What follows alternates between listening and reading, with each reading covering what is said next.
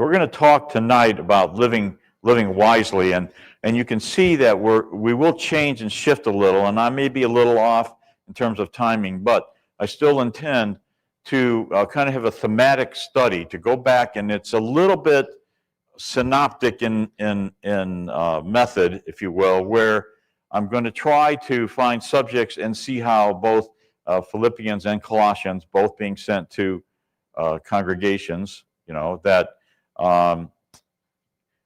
what kind of synergy there was between Paul's message between them. And so we're going to look at these and go through them. I did not, believe it or not, even though we are a little off in time, I did not get even near talking about some of the subjects that we can still delve into for these last 4 weeks or so of the study.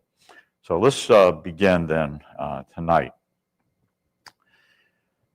So as we've been talking a little bit, and by the way, thanks Jason for Sunday night. Great, complete, gives you a big picture of the entire book. And as a matter of fact, he did go through by chapter and then came back and kind of visited them. And so tonight we're going to be kind of talking about the life of a new man, okay? And that's sort of what we'll be focused on then tonight. Thanks for that. It was very good. So one of the things we've been talking a little bit about is the false teachers that might have been plaguing them there in Colossae. And they were promoting a doctrine that basically focused on changing outward behavior and not really being too concerned about the heart. And so that's kind of what we'll talk about tonight, okay, a little bit. You'll see that Paul comes back and kind of hammers that a little bit. Paul with his great lists that he comes up with. We'll have a couple of lists in here that we will go through. And they will kind of highlight to them, you used to do these things, you can't do it anymore. So it takes a change, both in physically how you live, but also mentally, your heart, okay, mind. Bible calls your mind heart, and so we have to also change that. They were advocating some things that we still can hear sometimes taught even today. Advocating not touching, tasting, handling certain things. We saw that back in the second chapter in verse 21. And they were teaching that doctrines and commandments of men had judged to be incompatibility with spirituality. In other words, philosophies. That's a doctrine, right? Philosophies was the sort of a foundation of much of what was believed about how we think, how we live, what makes us happy, what we should be pursuing in this life. And so they kind of thought that to be, their way of thinking that made spirituality incompatible with that. And then these restrictions, without the fundamental change of the heart, and we kind of spend a lot of that today, don't we? I mean, most of our sermons have something before the sermon is done with us, with making the point of changing our heart, right? Changing our mind, changing how we approach our lives, right? And you might think of it as a way of putting into practice. And there's a verse that we'll look at that talks about walking a certain way. That is another. That's sort of a metaphor for living, a certain way, walking away, living away, right? So when we look at the kind of dividing up the book, the chapter, Paul starts out with this idea of setting our minds on things above, right? Where Christ is. So kind of a heavenly focus. Get our minds off of, this world.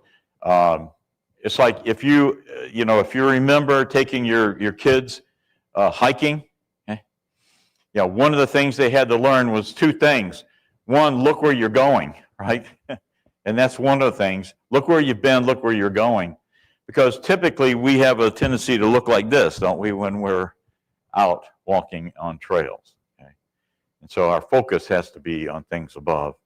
And then putting off the old self. The Bible uses fairly distinct terms like put to death. Okay, put this to death in your body. All right, die to this. Okay, and so these kinds of words are used, and so we are to put to death sin, right? Like immorality, greed, anger. We'll talk about that list later.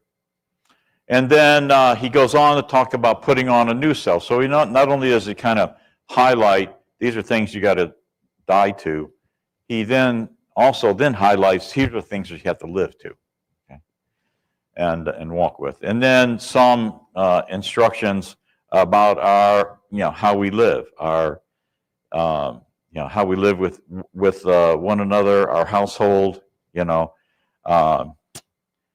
and things like that.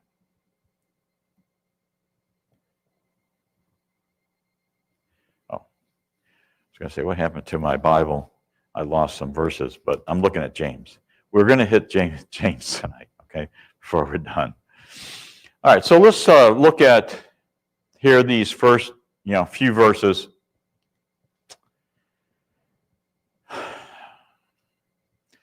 Paul kind of starts talking about really what we're to be focusing on. If then you have been raised with Christ, seek the things that are above, where Christ is, seated at the right hand of God. Set your minds on things that are above, not on things that are on earth. For you have died, and your life is hidden with Christ in God. When Christ, who is your life, appears, then you also will appear with him in glory. Since they had been forgiven of a life that had been contrary to God's will, and later he's going to be more specific about those things. Here's how you used to live, okay? This is kind of how he puts it. And they had been given the opportunity for a life that now is acceptable to the Lord.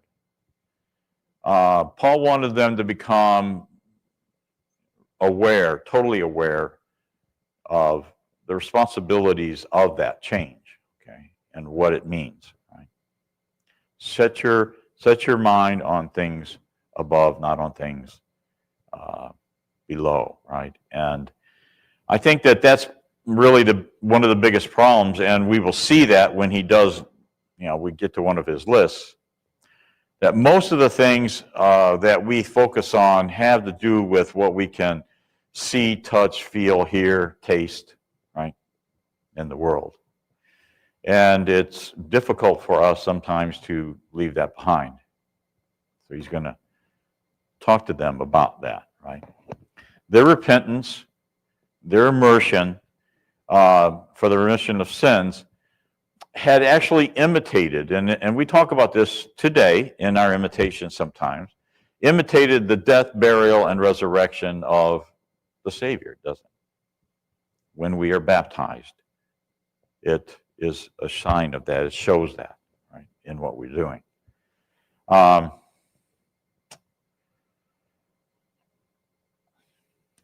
I think we have to accept, which they were not, some of the false teachers were not, we have to accept that, Jesus' life is now separated from these earthly things. We can go to him. When we do that, we leave the earthly things behind, right? And so one of the keys that they were really fighting against, if you will. And I think one of the ways, I can't remember which commentary, that's not a good thing, I should have remembered. I think it might have been Lightfoot, but we must not only seek heaven, but we must think heaven, right? And so, seek, there's an effort that's in that word, isn't there? Trying to seek heaven. How often do we think about heaven, right? And think heaven. Raise our thoughts, plans, lives, expectations, etc., out of this world. we die to the attraction that the world has to us. And we know that once we leave this world, whatever happens to that being, okay, that was the spirit side of it, will no longer care about, the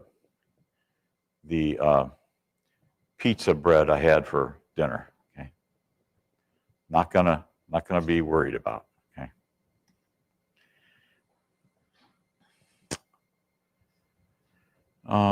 Let's see. I think I'm. And then, of course, we know that Jesus will return. It says when he appears, we can appear with him in glory. When he returns in glory, we see that in 2 Thessalonians, first chapter. His disciples will be able to share in that glory. Okay? If we are his disciples, will share in that glory. And when they're caught up to be with him forever, right? we will be able to have glory. So, what does it mean to set your hearts on things above? And we know it's a shift, isn't it? Because it's not really part of our nature to think about spiritual things. We often instead think about, what am I going to eat right now? Feels a little bit warm in here, okay? My mind is kind of like, fleetingly going through my mind is, it's a little warm in here right now. Why am I concerned about that while I'm up here trying to do this? It's just the way we are, right? It's how we're made. We think about these things, we plan on the world, we want to make sure that we get all we can get and have this life be just everything made just perfect for me. Right? And so that's the problem that I think, especially if we didn't have air conditioning. I don't know, has anyone here grown up in a church that did not have air conditioning and you lived in the South? Okay. Now, I grew up in the North. You didn't have air conditioning almost in anything, okay, because only 1 or 2 months out of the year they cared about it. Went to school, no air conditioning ever. Okay, and so I think that we tend to try to control and this is one thing that man can do, is control his environment, and we try to do that, right? The trouble is we get anchored here, and we will not allow ourselves to spend the time to think spiritually that we must do if we really want to connect with the message that Jesus brought to us. When we listen to the Sermon on the Mount, okay, he was focused on getting us to understand that. Okay, so I think you got it, right?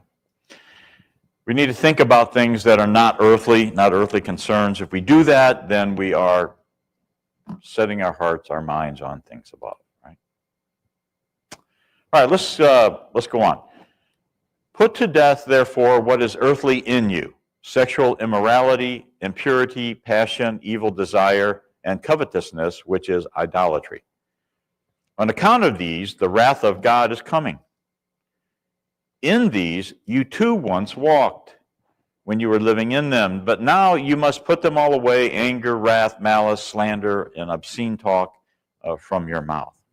So we're given a pretty good idea about what it would mean to walk with the Lord, right? To live according to his will. This is not an exhaustive list, and even some of these have nuances that you can pull out and stretch and get more meaning out of than he shows here. But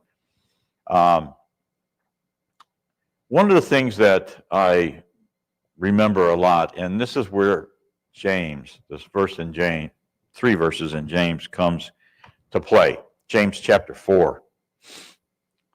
And the first three verses. And if you remember James, then you know where I'm at, right? You know what James is telling us. that where do wars and fights come from among you? Do they not come from your desires for pleasure that war in your own members? You lust and you do not have, you murder and covet and cannot obtain, you fight and war, yet you do not have because you do not ask. You ask and you do not receive because you ask amiss, that you may spend it on your pleasures. I don't know if James ever met Paul or Paul ever met James, but I do know they had the same source who provided what they wrote from, right? The same divine source, the Spirit, to lead them. And so you see that, these kinds of subjects kind of fold on each other in the New Testament, because it's talking about me, and it's talking about you, and it's talking about people in general. And so it gets pretty specific, doesn't it, sometimes? And so these are things that we need to really work on. But I think that if the disciples wanted to live with Christ in heaven, and if we want to live with Christ in heaven, then we must first live with him on earth, if you will, by behaving in the manner that he lived when he was on earth. Okay? Walk with the Lord means live with him, live as him. Okay. 1 Peter 1, 16, 17, be holy for I am holy. Right? So the bar is pretty high for that. And I think we see this subject revisited by Paul several times, and here we see James visiting it too, this idea of seeking our own desires, just because it's something that's not easy for us to do. It's easy for us to say we're going to do it, but it's not always that easy. Sometimes you got to catch yourself when maybe you've wandered into one of the subjects here that you don't want to be in, right? And then he goes on. He even adds things to it which get more personal, right? More individually oriented. Anger, wrath, malice. Those aren't general terms. You say, wow, that crowd was angry. Well, you can do that, but it takes individuals, their anger, to make it such.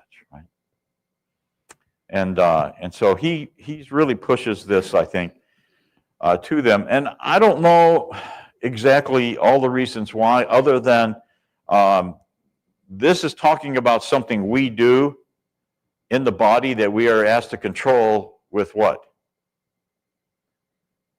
Our heart, right? Which is what some of the false teachers were teaching against, right? They were wanting to separate those two things, right? What was done in the body did not affect the mind. Let's see if there's anything else here. So you might think of these, we're going to go on to things that we would want to put on, if you will. These are things that we want to take off, right? And so he goes on. And I think these are really nice, nicely worded, very clearly worded for us. Do not lie to one another, seeing that you have put off the old self with its practices, and have put on the new self, which is being renewed in knowledge after the image of its creator. And so we're asked to do these things. Don't lie, put off the old self and some of these other former practices. Because that's not how the Creator thought of us, right? That's not what he wanted for us. Whereas he wants us instead to be better than that. So lying is characteristic of the old man, right? The old man of sin, rather than the new man, right? The righteousness. And this idea of lying comes in several layers, I think. It can be an interpersonal thing with someone that we know. It can be what we report. For instance, we report to our government, right? And most of the time, it ends up leading to what? What does a lie lead to? Another lie, right? I mean, generally, that's what we find, because you say you want another lie to kind of tidy up the first lie. Now you got two lies that you have to tidy up. And eventually it falls right in the middle, sort of like a bridge that's stretched too far. So we just know that it has really no place in our lives. It's something we really have to work on, because it's easy to fall into. You don't really find any situation, and if you know of one, let me know. But any situation that arose where Jesus chose to handle it with duplicity. And there were many times where he was physically accosted, where lying would have maybe gotten him out of it. But he says, I am the way, the truth, and the life. Right? And so if we want to be like him, walk like him, we have to do that sort of thing. It's interesting to me that Paul many times is probably not what we would today call politically correct. Because he does not mind calling out specific names, specific nationalities, locations, etc., in his examples. But because some of these places, some of these names were known for their scandalous, if you will, way of life, and he would, call them out on those things. Like the Greeks and the Jews, the animosity between the two of them, is well known. Each considered the other unworthy of living, or even Paul called some, beware of the dogs. Right? But the work on the cross, brought them together. And I think the reason sometimes Paul does that is to demonstrate how far they've come, how far the gospel takes you, away from that attitude that they had. The circumcised and uncircumcised, these were the same groups, Jews and Gentiles, generally, speaking, and they had that animosity between them that needed to be broken down. The barbarians and the Scythians, were like they were Gentiles, they were kind of in the Gentile realm, but they had their own level of bad. There was bad, and then there was them. All right, and so they were kind of, they were viewed, harshly. And I'm not going to get into where all of those were, but then you got the slaves and the free were commonly ill-treated, right, by their masters. And Paul will talk about masters, how they are to treat their slaves. But the world of the slave owner was far removed from that of his slaves. In other words, there was a giant gap there that the gospel was to collapse, frankly, between them. And we will see in the 4th chapter where Paul's talking about Onesimus and, Philemon and et cetera, Onesimus being a runaway slave. And Paul works to bring that, to kind of collapse that gap between Philemon, who was seemingly the owner, and Onesimus, who was a brother in Christ, and even a brother in Christ to him, to Philemon. And Paul teaches great lessons in that small book. So I think I have a question. Why does Paul equate greed with idolatry? What do we think about when we think of the word idol? Usually, at least now, a statue of some kind, right? Something erected to, memorialize someone's ego. Often, okay, that's kind of often. Some of it's for memorial sake, memory, remembering stuff, and so on. Okay. Yeah. So it's whether it's in this case the word greed or a statue, it's the same idea, right? If you're worshiping it.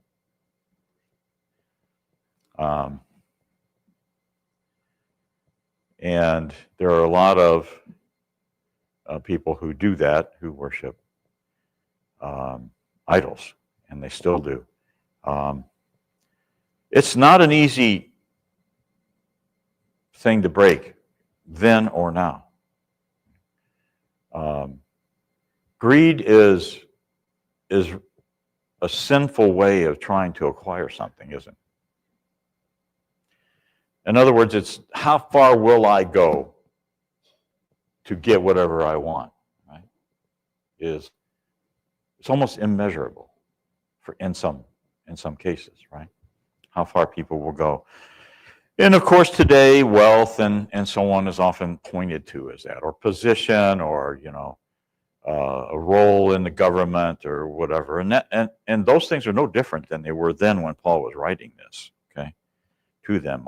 We're just people just like them, and they were like us. And so when we see something here, we may do it differently because we have different ways to do it today, but it was the same idea, and so, when you look at this, anything that we do to replace God in our lives becomes an idol, doesn't it? And whatever that might be, or separates us from our God, right? So that's kind of what greed can do. I mean, I've known some who were in the church that had embezzled. Okay.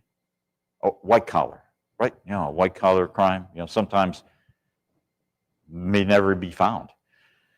Then I knew someone that had done this, and they repented of it, and they went to them and told them what they had done. And they let him pay it back. They let him, he still worked for them for quite a while. Okay. But sometimes we create a need that the only answer ends up being greed. Okay. How does the new self differ from the old self? Once again, it's focus, isn't it? New self is, knowledge in what the Creator wanted us to be, right? Knowledge in it, and then living like it, right? What they wanted us, what He wanted us to be like. Okay, I can't imagine what it felt like when you're the Creator and you see what the created has done with what you give them, what you've given them.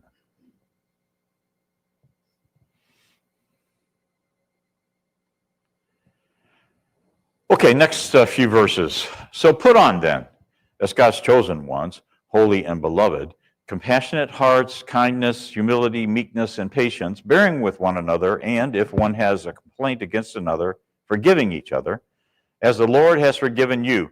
So you also must forgive. And above all these things, put on love, which binds everything together in perfect harmony. It's interesting, these things that we are to put on, right? Compassionate heart. Now, I like that, Jason brought up the compassion that Jesus showed in his sermon, right? And in his life. Just following the sermon, he didn't get much of a break. Following the sermon, he was just overcome with those who were wanting to have him help them. But he had compassion on them. Kindness, humility, meekness, patience, bearing with one another. Once again, I think it's these are training words, okay? Because we are not born with them. We take them on by effort, right? You may be a little scruffy, okay? Grumpy, and yet you have to train yourself, right, to be different. You see it in the face of your children because they hide nothing. And so you can tell when you've kind of overstepped, the stiffness, if you will, or the way you're talking about something. Adults or whatever, they know to ignore you, and it just goes past their ears, and they just they don't pay attention to you. Children aren't like that, right? They pick up on that. So a person is either committed to the lifestyle that we are to put on or to please the Lord, or we are committed to pleasing ourselves, right? I mean, there's really no other way. We're either one or the other. So we're either trying to please the Lord or trying to please ourselves. And it's not enough for us to just lay aside our sinful practices, our former habits. They must be replaced with something. Right? Because in a vacuum, have you ever tried to maintain, if you did any science experiments, you try to maintain a perfect vacuum, it's not easy to do that. Okay? Perfect vacuum, right? Because it's just not, it's against nature, okay, to have a perfect vacuum. Well, when we leave a vacuum, something will come in and take its place, okay? So it's good. We need to set aside our old practices, and that's what he's trying to tell them, but we got to replace them with something, right? You got to be replaced with something to take to some good that you can do, right?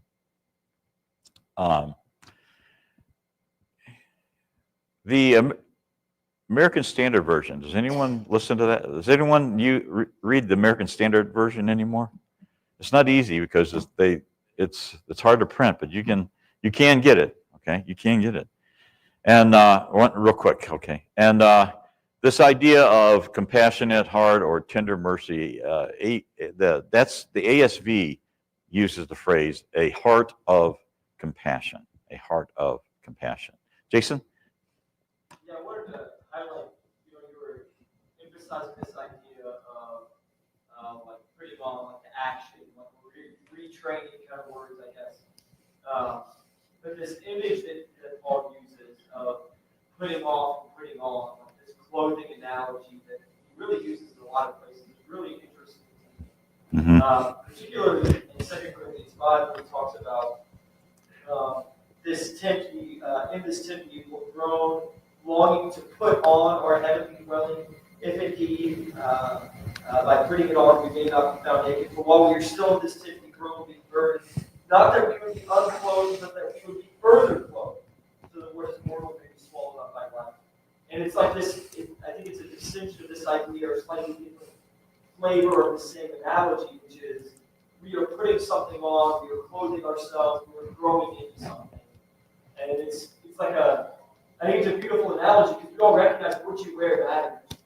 Like the choices that you make in your clothing says something about you. Business casual, business professional, like casual, like whatever it is, like sneakers or Crocs or dress shoes, like they all say something, whether you intend to or not. So like this idea of what you put on is saying something about you. And we're trying to put something on to be further clothed, so that ultimately we can be clothed with immortality, as God gives it to us, which is, a place where these things are now. So we're trying to put these things on and grow into that, having stripped away everything else. I don't know. I just think it's kind of a cool analogy to use. Yeah, it probably was cooler then, since we blurred what's appropriate to wear these days. But I knew when my dad was going to work. Okay? And I think that's kind of what we're saying. It's obvious. It's an obvious thing, right? When you put off something and put on something, it's obvious. This idea of compassion, the word kind of means your inward parts. Okay, the feeling comes from your inward parts, to have pity inside you. Okay, that that's not for me personally. I'm just talking about myself. That's not an automatic thing that happens, okay, to me. Oh, I feel for people, but to commit your heart to whatever that compassionate need is. Okay. In other words, I don't think we can live our lives like those in the world, friends to those who are going to be friends to you. This whole idea of only doing something for someone that can do something for you in return, etc. More is expected of us than that. And sometimes we can feel put upon because we know I need to act differently concerning the situation than I am. Sometimes we don't always want to capitulate. Maybe we have a plan. We have our own plans. Maybe we have something else going on, etc. We don't want to do this. And it takes work, right? We're told to do it. Humility and meekness are attitudes about really oneself that helps you prompt acts of compassion, right, toward others. It helps us do that, right, to be humble and meek. Forgiveness of those who mistreat us is probably one of the most difficult traits we're asked to take on. And yet we are to do that, right? It's a struggle, maybe to put on that behavior, but we're asked to do that, right? Christ forgave us. We have to do the same of others. It's not an ask. It's a must. Every acceptable treatment of others, underlying this is love. Okay, and Paul talks about love. 1 Corinthians 13. He's very good at talking about love. Okay.